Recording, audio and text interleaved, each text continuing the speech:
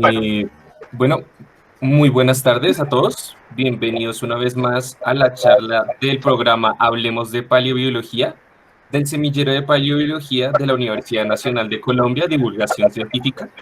Hoy le damos la bienvenida al doctor Sebastián Apestegia, paleontólogo de la Universidad de La Plata, Argentina, doctor en ciencias naturales, especializado en dinosaurios y reptiles del Mesozoico, uno de los autores del libro Vida y Evolución, la historia natural vista desde Sudamérica. Es un increíble gusto tenerlo aquí, doctor. Tiene la palabra. bueno, muchísimas gracias.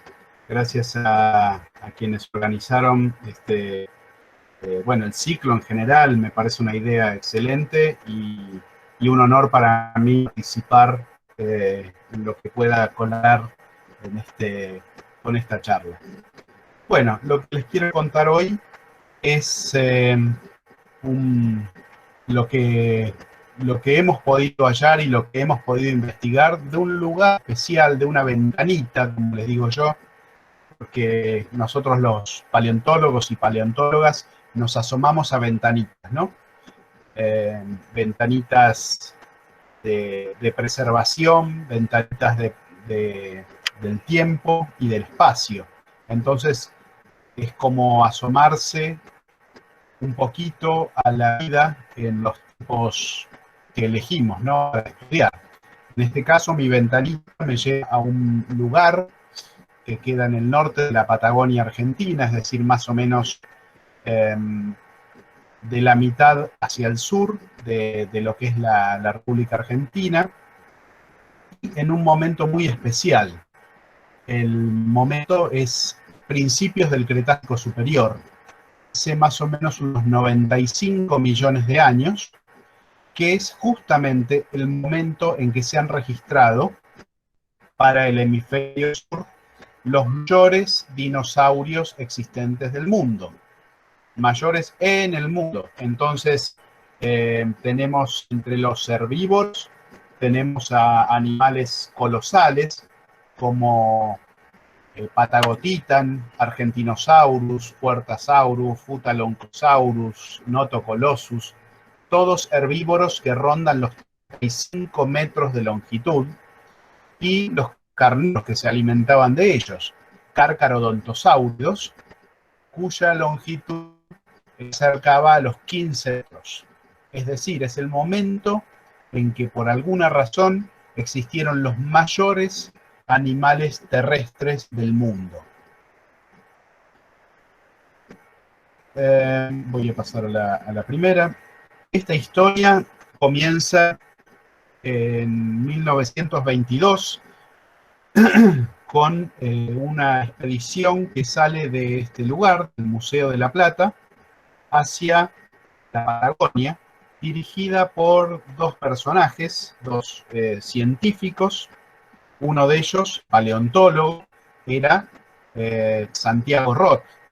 Santiago Roth, que en realidad se llamaba Caspar Jacob Roth, había nacido en Suiza y bueno, de muy chico, ya con a los 10 años de edad o poquito más, ya estaba radicado en la Argentina, en la zona de Baradé. Era un tiempo a principios del siglo XX en que llegaban muchos extranjeros y fines del XIX, ¿no?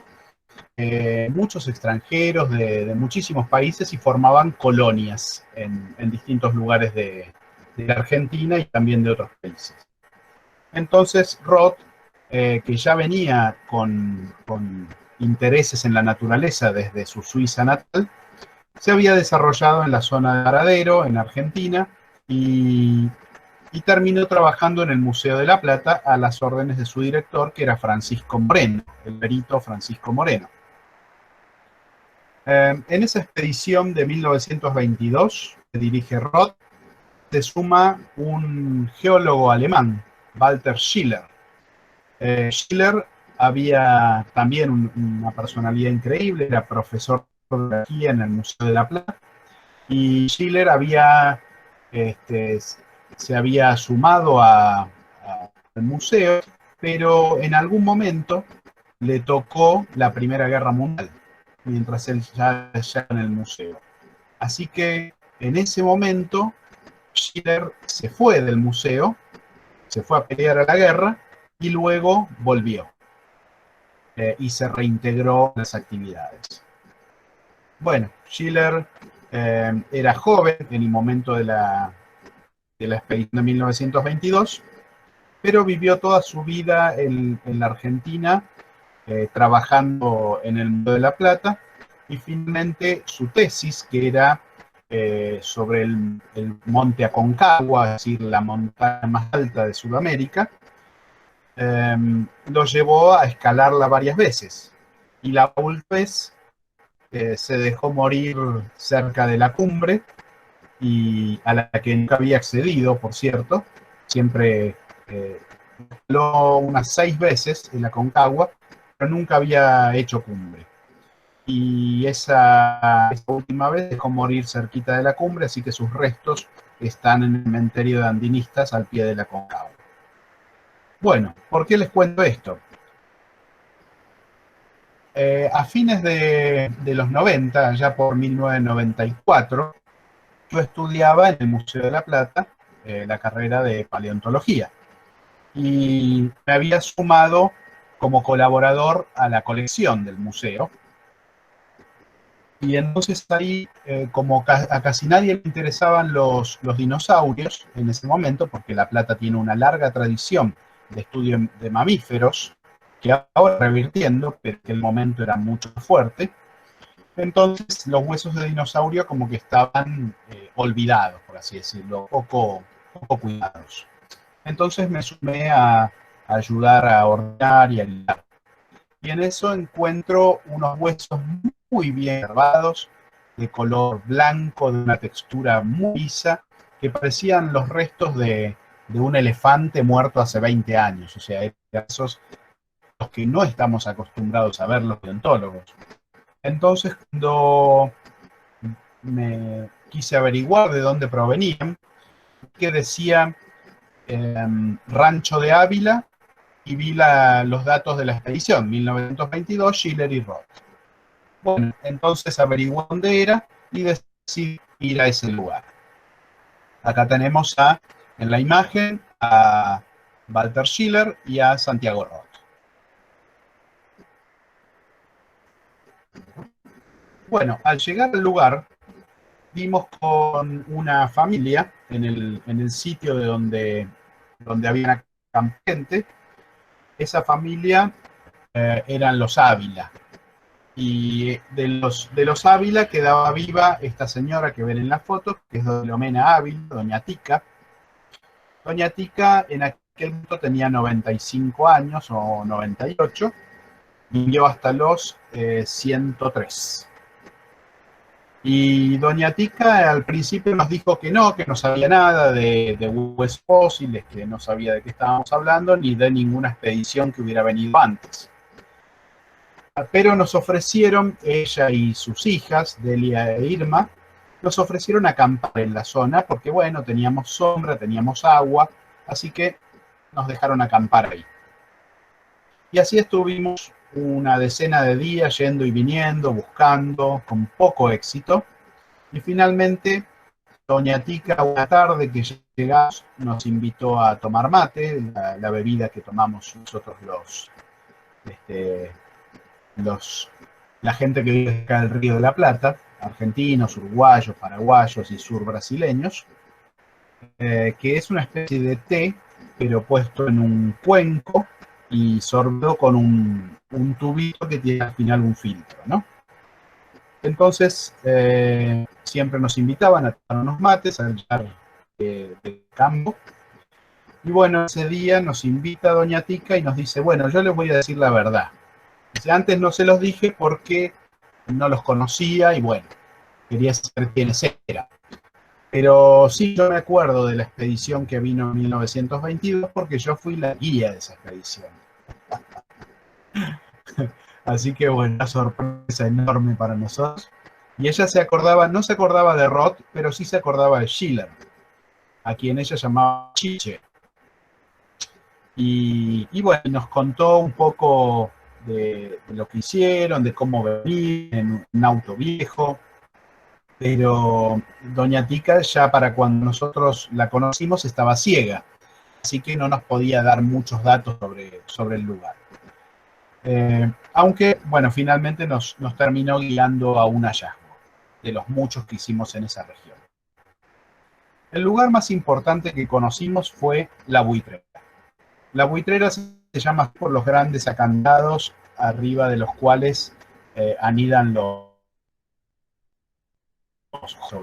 catarpes aura, y que bueno, que está compuesta por rocas de principios del Cretácico Superior, de entre 100 y 95 millones de años atrás, depositadas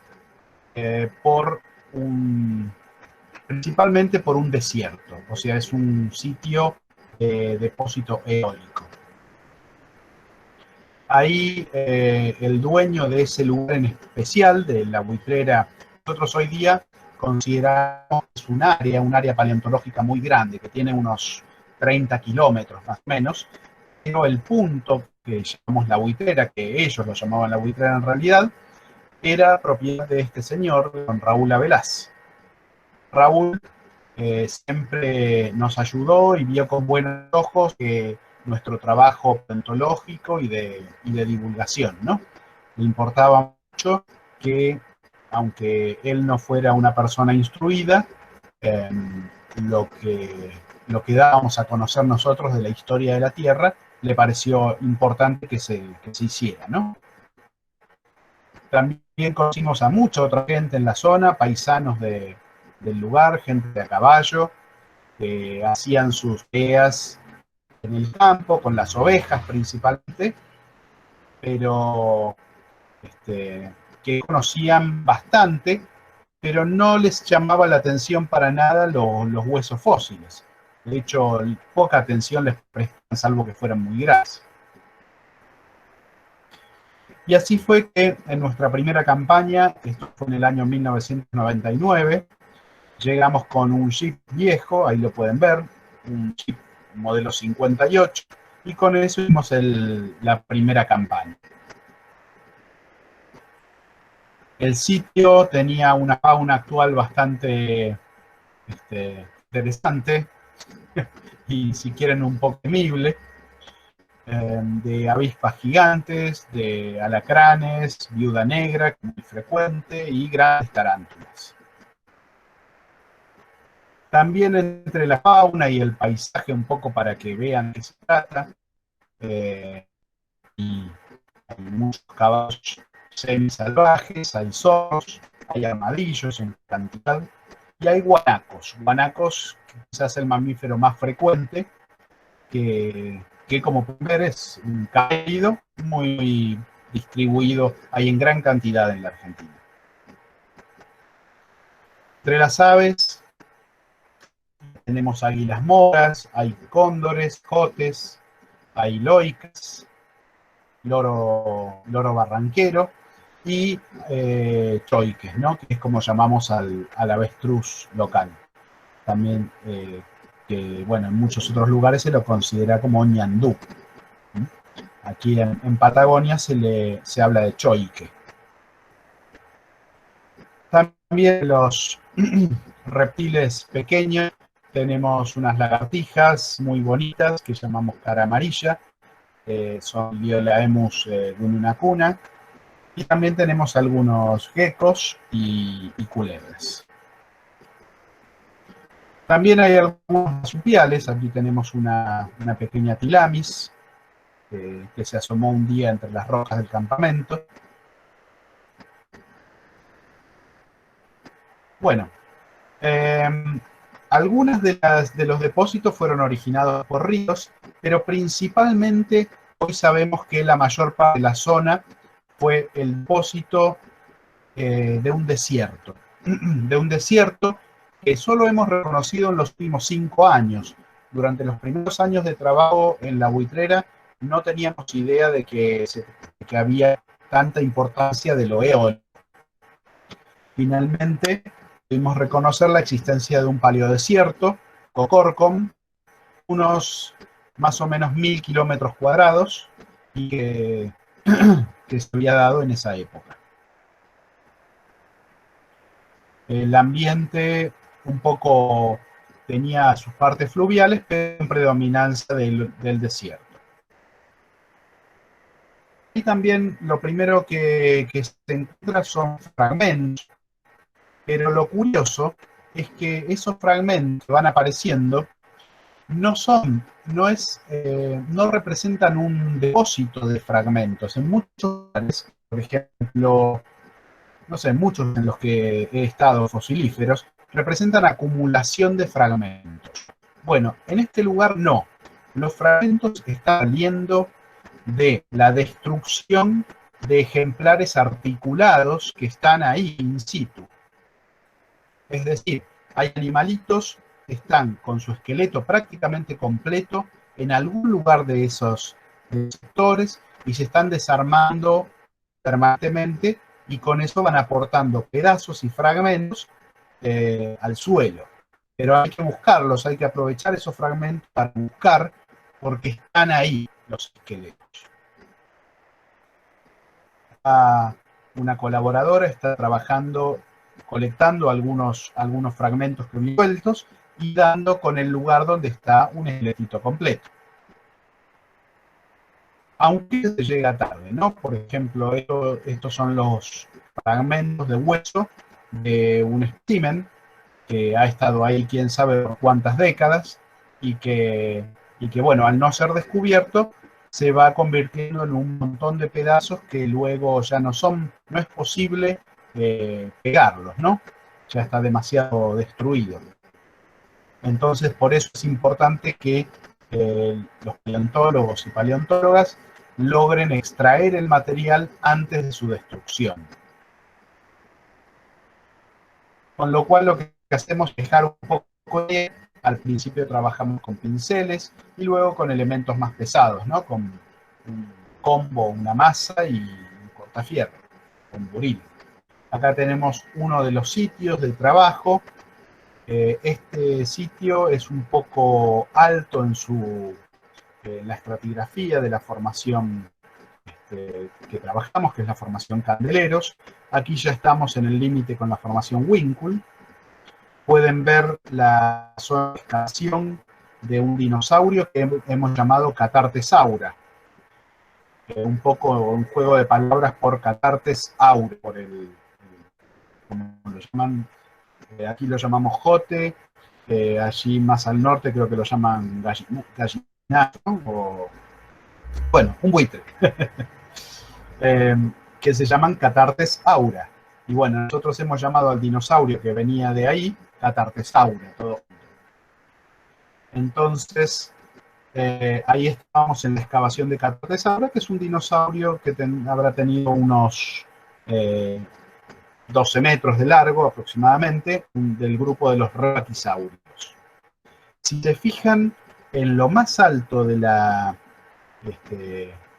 colina esa, van a ver que justo antes del último sector de piedra endurecida hay como una línea blanca rodeada de rojo. Bueno, eso es una capa de ceniza volcánica que hemos podido datar. En el año 2004 la mandamos a datar a unos laboratorios en Australia y nos dio que la antigüedad era de 88 millones de años.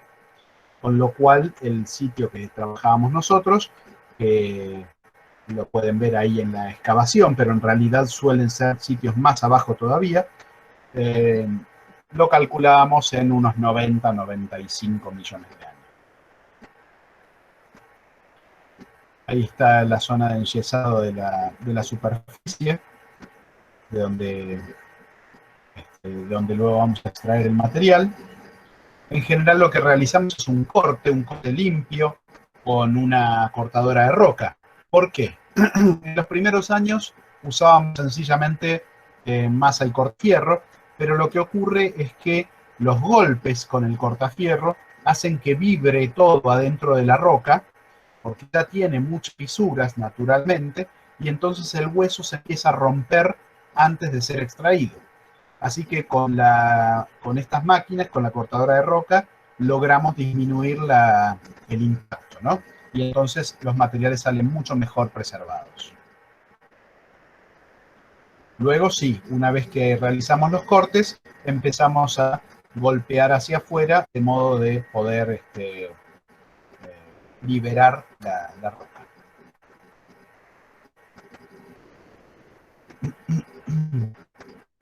Bueno, procedemos al enyesado final, al ordenamiento de las piezas, y en el caso de Catartesaura, que estaba alto, todas las técnicas para descender el material, para llevarlo a las zonas bajas y poder transportarlo. En algunos casos son bochones transportables, otras veces son un poco más pesados.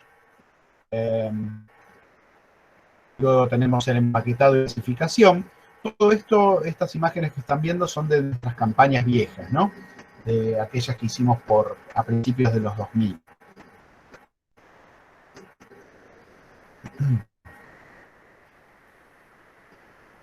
También hemos dado con materiales como este enorme húmero de saurópodo, un húmero de un titanosaurio, que lamentablemente no hemos podido extraer del campo. ¿Por qué? Los fósiles en la Argentina pertenecen al Estado, ¿no? Son propiedad del Estado provincial. Sin embargo, hay dueños de campos que se creen que ellos son los dueños del material y entonces no permite extracción. Por esas razones, ¿no? Porque, no sé, en el caso de este campo que les estoy mostrando, era porque el dueño quería hacer un emprendimiento turístico. Pero mientras tanto el material se iba rompiendo y degradando. Así que, bueno, simplemente me saqué la foto, pero nunca pudimos este material llevarlo a donde correspondía, que era un museo donde quede guardado. Una vez en el laboratorio se procede a la preparación de los materiales. Acá una colaboradora está preparando las vértebras de la cola de uno de los dinosaurios que extrajimos del lugar. Y aquí, una vez preparado el material, el estudio siendo realizado por, en este caso, Pablo Gallina, que en ese momento era postdoctoral con ISEP, o sea, tenía una beca. Hoy día ya es un investigador formado, ¿no? Y tiene algunas casas. Ahí Pablo estaba trabajando en su tesis, que es justamente la descripción de este dinosaurio que hemos llamado Bonitasaura salgador. Bonitasaura estaba preservado excepcionalmente, muy muy bien, y ha aparecido gran parte del esqueleto. Bueno, luego se procede, como ustedes saben, al estudio. Aunque para dinosaurios en general requerimos espacios grandes y un análisis que no requiere lupa, la mayor parte de los trabajos los hemos realizado con animales chicos, de los que ya les voy a hablar en unos minutos. Bueno, la buitrera ha dado animales grandes, pero lo más fantástico de este lugar, lo que lo ha hecho famoso, no son los animales grandes, sino los pequeños. Justamente, a pesar de ser un momento que se encuentran los mayores dinosaurios que vivieron en el mundo, la buitrera se caracteriza por, es cierto, ha preservado de modo tridimensional animales que vivían a la sombra de los grandes dinosaurios. Ahora vamos a ver qué tipo de animales han sido estos. Bueno, primero les comento, ya les hablé un poquito de la excavación de Catartesaura, y lo que encontramos en ese lugar son dientes de carcarodontosaurios y algunos pocos huesos, pero en general lo que más aparece son dientes de carcarodontosaurios, dientes que oscilan entre 15 y 18 centímetros de largo, o sea, del tamaño de un Tyrannosaurus rex o incluso más grandes. Estos animales, los carcarodontosaurios, tenían cráneos de hasta 2 metros de largo. También hemos encontrado huellas en la zona, un poco más cerca hay un embalse natural que se llama Ezequiel Ramos Mexía. Y también hemos dado con un tipo de titanosaurio especial, que es el que les mencioné recién, y que hemos llamado Bonitasaura salgado. ¿Qué tiene de especial Bonitasaura? Bueno, que tenía, además de sus dientes en la parte de atrás de la mandíbula, una especie de pico quedinoso con el que este saurópodo podía cortar un poco las ramas más gruesas, ¿no? Ahí tienen una reconstrucción de Bonitasaura salgadoi. Podemos ver un pequeño GIF que muestra cómo comía utilizando sus guillotinas posteriores.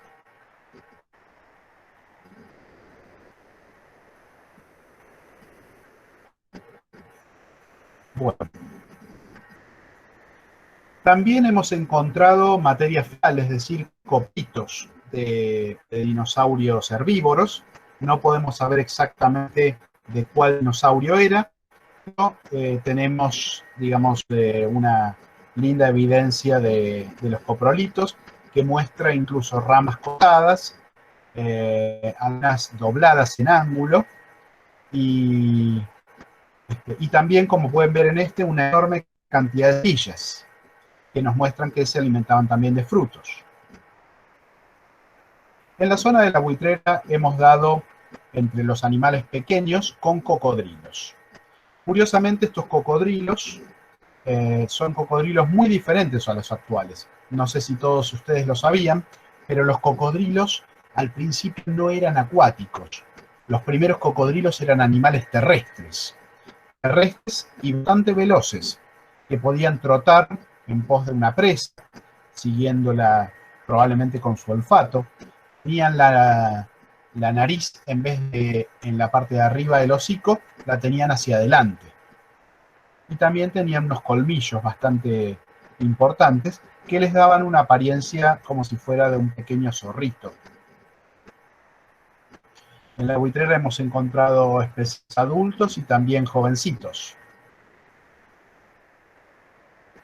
Uno de los más importantes hallazgos que hemos tenido en la buitrera es el de Buitreraptor. Buitreraptor es un dinosaurio dromeosaurio, es decir, un raptor o un rapaz. Y este rapaz fue encontrado prácticamente completo por nuestro equipo. Pero fue un hallazgo muy, muy importante. Y algunas de las cosas más llamativas de Buitreraptor son, primero, sus brazos largos, ¿no? Todos los dinosaurios carnívoros se caracterizan o por ser de linajes de brazos largos, como el caso de los abelisaurios o los tiranosaurios, o también están los de brazos largos, como los raptores. En el caso de Buitreraptor es de estos últimos, ¿no? Y podía guardar, justamente podía plegar su brazo con su mano verde, mediante un hueso especial de la muñeca que se conoce como carpa semilunar. Esto le permitía guardar la mano contra el antebrazo. Ya tenemos lo que se halló de Buitreraptor. Buitreraptor, como pueden ver en la foto de abajo, está el esqueleto prácticamente completo. Faltaban las manos en ese espécimen y los pies. De los pies solo teníamos el molde, una garra, que ahí lo hicimos, rellenamos para ver cómo era la garra, y eso forma parte del holotipo también. Y luego se encontraron otros especímenes que tenían, por ejemplo, la mano completa, así que con eso se pudo completar la formación. La foto que ven arriba es una copia que se hizo, que esa copia se montó en el Museo de Chicago, porque justamente lo hemos trabajado juntos con el doctor Peter Makovicki, el curador de dinosaurios del Museo de Chicago. Ahí En la buitrera pudimos hallar a Buitreraptor especialmente con varios especímenes y bueno, el largo de sus brazos con respecto a las patas nos hizo pensar en si Buitreraptor podía volar o al menos planear. Probablemente diera saltos planeados como en la imagen que está arriba, pero no podría volar por el hecho de tener una cola muy larga. Esa cola implica peso, ¿no? Otro de los animales increíbles de la buitrera es Nahash. Nahash es una serpiente que apareció con patas. En su momento, digamos, fue bastante impactante, pero luego, conociendo un poco mejor la condición, ¿no?, de las serpientes de hace 100 años, nos damos cuenta que tener patas era la norma en realidad. Es lógico que una serpiente de esa antigüedad tenga patas. No así brazos. Los brazos los perdieron muy temprano las serpientes, pero las patas tardaron en perderlas, y de hecho muchas serpientes modernas aún tienen restos de patas y de cadera, como el caso de las serpientes colecofidias, que son serpientes pequeñas excavadoras, como las boas también tienen restos de las piernas. Bueno, nuestra serpiente Nahash tenía las piernas perfectamente preservadas y aparentemente bastante funcionales, porque todos los sitios de agarre de musculatura estaban bien desarrollados, a diferencia de otras serpientes marinas por ejemplo, del Mediterráneo, de aquella época, que tenían las patas como más rudimentarias, ¿no? Bueno, en el centro pensamos que Nahash sostenía la idea de que del origen de las serpientes tierra. ¿Por qué? Bueno, porque venía en ese momento toda una discusión sobre lo de las serpientes. Si las serpientes se habían originado en tierra, en el mar. Bueno, hasta el momento todas las serpientes que se podemos llamar podófidas o paquiófidas eran serpientes marinas con patas. Entonces, como estaban muy bien preservadas, todo eso venía sosteniendo el origen marino de las serpientes, con un grupo hermano como el de los mosasaurios. Ahora, el hallazgo de nuestra serpiente Nahash, lo que venía a hallar era que las serpientes podrían haber originado en tierra y cuyos sus parientes más cercanos serían entonces lagartos ápodos como anfisbenas. No hay muchos tipos de lagartos ápodos, pero no necesariamente animales marinos como los mosasaurios. Acá tienen en esta imagen las patas de Nahash. Tenemos, creo que no se va a ver mi cursor, pero a la derecha tenemos un fémur con un trocánter muy desarrollado y un pedacito hacia el final del bloque de lo que sería la tibia, ¿no?, que está cortada. El otro fémur del otro lado ha sido quebrado en vida y soldado, entonces tiene un callo redondo que bueno, que el animalito tuvo como todo lo que quedó de su vida.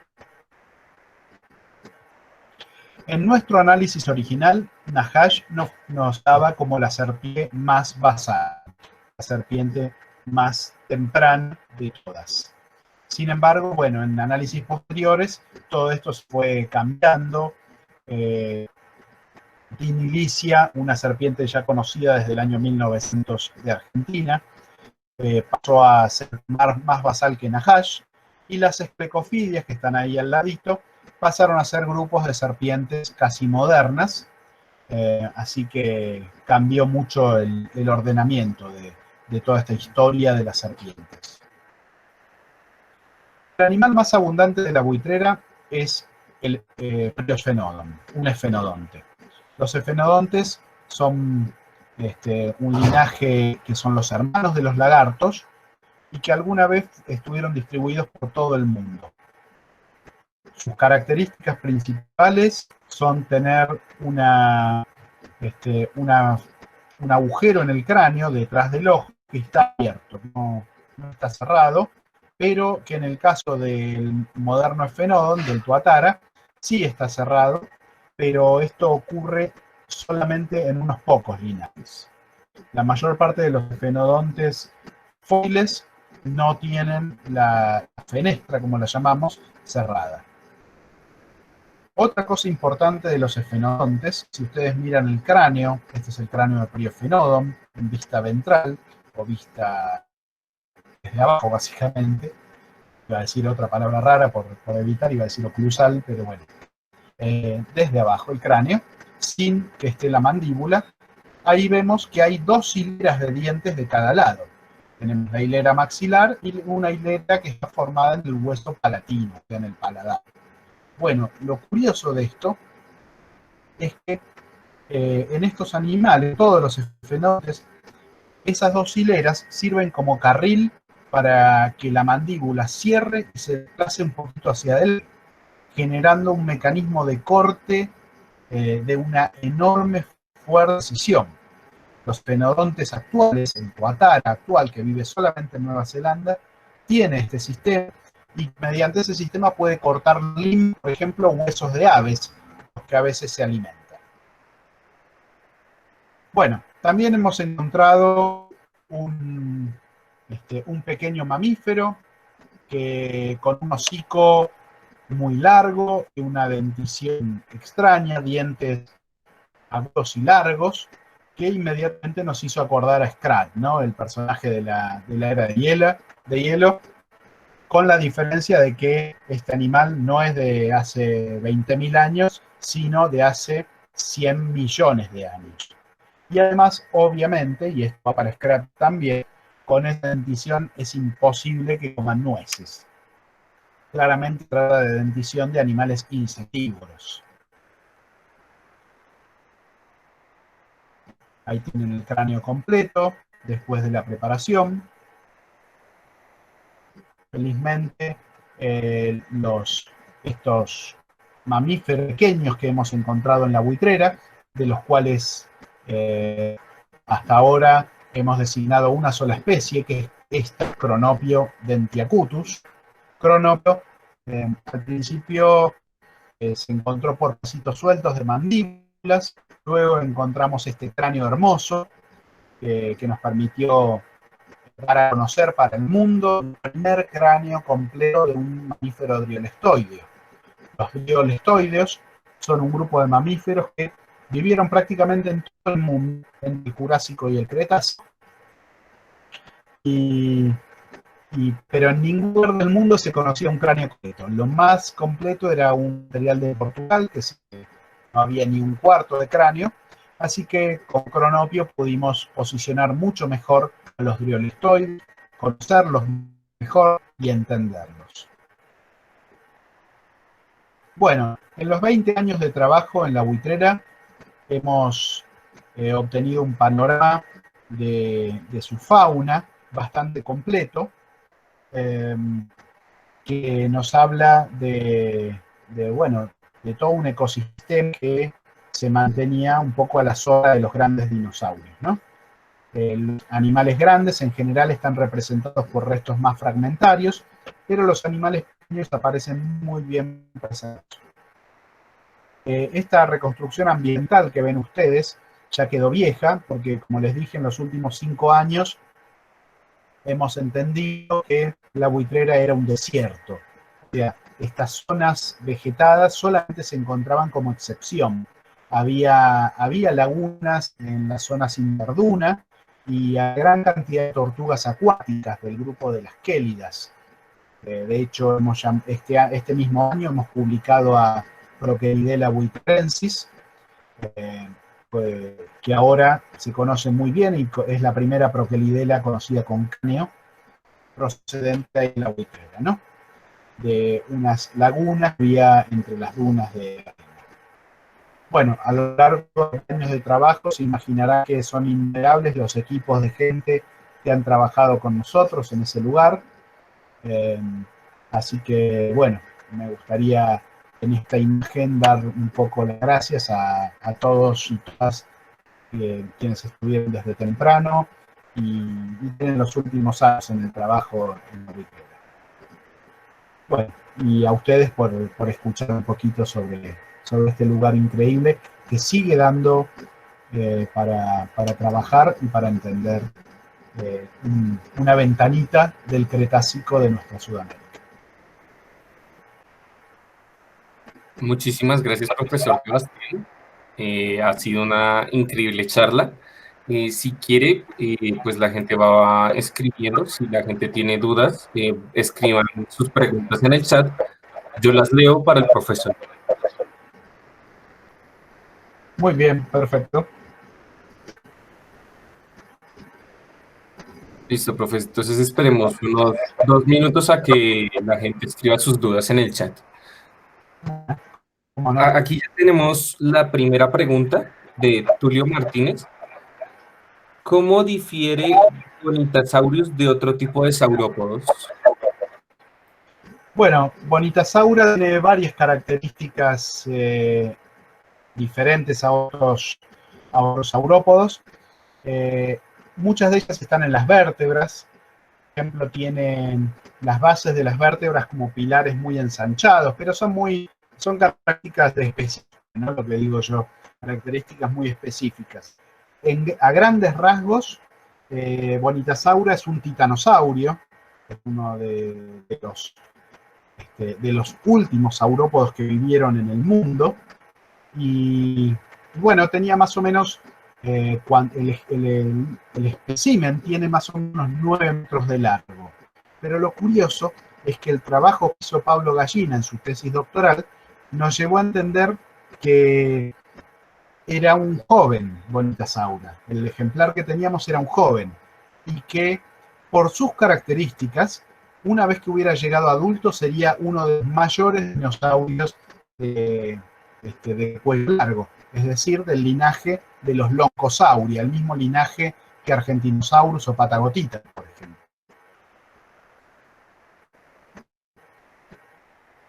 Listo, profesor. La siguiente pregunta la hace Matías Ezequiel Fernández.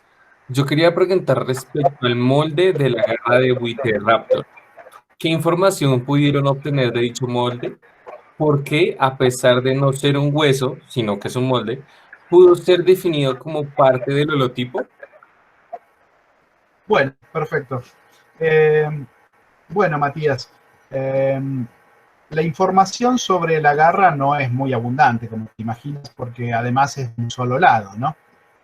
Pero bueno, por lo menos nos permitía comparar con otras garras que se conocen por aquí y por allá, ya que con Buitreraptor estamos dando a conocer, o dimos a conocer en su momento, fue etapa de la revista Nature en 2005, hace un rato ya, era el primer dromeosáurido unenlagino, que los unenlaginos son los dromeosáuridos de Sudamérica, del hemisferio sur, y era el primero que se da a conocer completo, o sea, porque Unenlagia, Austroraptor y Neuquenraptor están mucho más incompletos.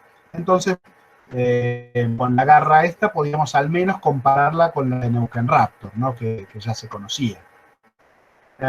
Y otra pregunta que me haces es ¿cómo pudo ser definido como parte del holotipo? Bueno, nosotros al volcar toda la información ahí y a veces puedes considerar parte de un holotipo. Por ejemplo, hoy día se está considerando para las huellas de dinosaurio considerar como holotipo a una fotografía de estas que se toman en tridimensional, ¿no? Que tomas varias fotografías, las procesas y tienes una fotografía tridimensional. Esto está siendo avalado como holotipo del caso de huellas, por ejemplo, ¿sí? A veces cuando no tienes el material, lo que te queda de holotipo es eso. Ahí pregunta Fabricio, ya la voy leyendo si quieres. Pregunta Fabio García, si encontramos más dromeosáuridos en la buitrera, como Buitreraptor o alguna pluma.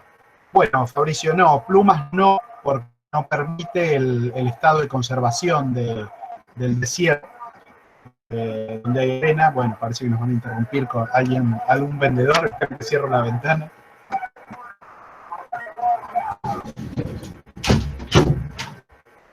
Bueno, Ahí escuchamos un poquito mejor. Todo eso. Entonces, plumas no hay forma, lamentablemente, aunque no dudamos que animales como Oviraptor eran animales emplumados. Otro tejudo pequeño de la buitrera, que no les mostré esta presentación, es Alnayetri. Alnayetri ropoliciensis es un terópodo alvarezaurio, mucho más pequeño que Buitreraptor, como mucho tamaño de un pollo. Y este espécimen también pareció muy completo, con todo el cráneo y muy, muy bonito, pero tampoco podemos saber respecto a si era emplumado o no. Ahí pregunta Imanol Figueredo si los hallazgos con plumas o lo debemos por otros hallazgos. Bueno, lo mismo. En la buitrera no se preservan plumas, no hay forma de hacerlo, pero a esta altura del partido, nosotros, para los paleontólogos y paleontólogas, es obvio que todos los dinosaurios del grupo de los raptores, o sea, todos los dromeosáuridos y sus parientes, eran animales emplumados. Lo tenemos con evidencia clarísima en los rapaces de China y también en los esqueletos, por ejemplo, de Velociraptor, donde hay marcas de inserción de plumas. También lo tenemos en animales más grandes, como Conchnator, que también tenía plumas. En fin, a esta altura del partido consideré prácticamente todos los dinosaurios carnívoros tenían plumas, no necesariamente todo el cuerpo, pero que las tenían. Y el hecho de haber encontrado plumas también en ornitisquios, de pensar que el ancestro de los dinosaurios debía ser un plumado, es decir, los ornitisquios basales. Antes que de ser dinosaurios ya eran animales en pluma. Ahí Fabrío, saludos desde Bolivia, gracias. Sol dice, pregunta sobre los esfenodontes. ¿Sabe por qué los tuatás son sus únicos representantes actuales, a pesar de que fueron un grupo muy distribuido? Bueno, esto es una pregunta sobre extinción, ¿no? Las extinciones por fenómenos que pueden ser como vulcanismo o la caída del asteroide, son extinciones donde actúa muchísimo el azar. Dijo algún investigador que durante una extinción masiva queda suspendida la selección natural. O sea, lo que ocurre es azar puro. Y ahí, en el caso de los esfenodontes, por ejemplo, un grupo bastante golpeado por la extinción de fines del Cretácico, la que golpea a los dinosaurios. Quien le dio duro a los esfenodontes y sobrevivieron pocos linajes que vivieron básicamente hasta el cambio climático más fuerte que ocurrió a mediados del Terciario, hace unos 30 y algo de millones de años, en que la separación de la península ártica del sur de Sudamérica generó la acción de la corriente circumpolar antártica y el enfriamiento de todo el planeta, lo que en Francia se llama la Gran Coupure, el gran lío, ¿no? En que a partir de ahí baja el clima de todo el planeta y bueno, entre los que desaparecen están sin duda los esfenodontes de todos los de Nueva Zelanda, como está en un sistema insular, y llevaba con ella a un grupo especial de esfenodontes, los esfenodontinos, que eran tolerantes a los climas fríos. Entonces, esos animales que están tranquilos cuando hace por ahí 5 grados de temperatura, están en perfecta actividad, claramente tienen una fisiología que les permite tolerar otros climas, y que nos habla de su supervivencia en una zona alrededor de la Antártida. Hasta ahí tenemos de preguntas.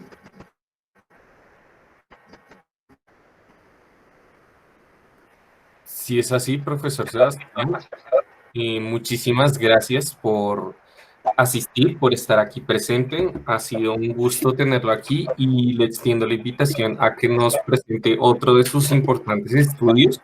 Es más que bienvenido. Bueno, muchísimas gracias.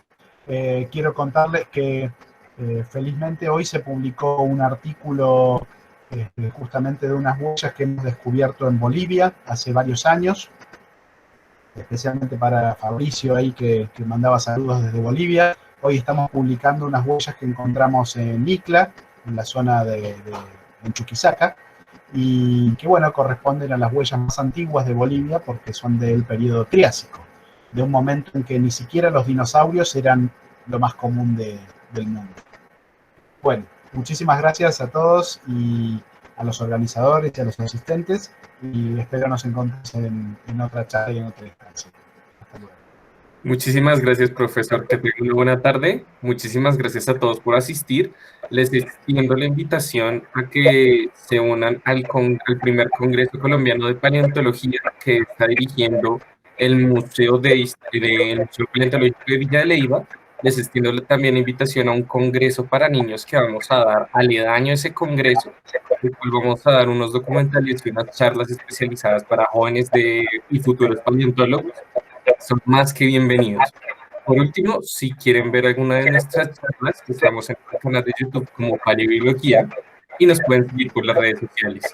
Nada más que decir, los invito a la próxima charla del próximo viernes. Muchas gracias.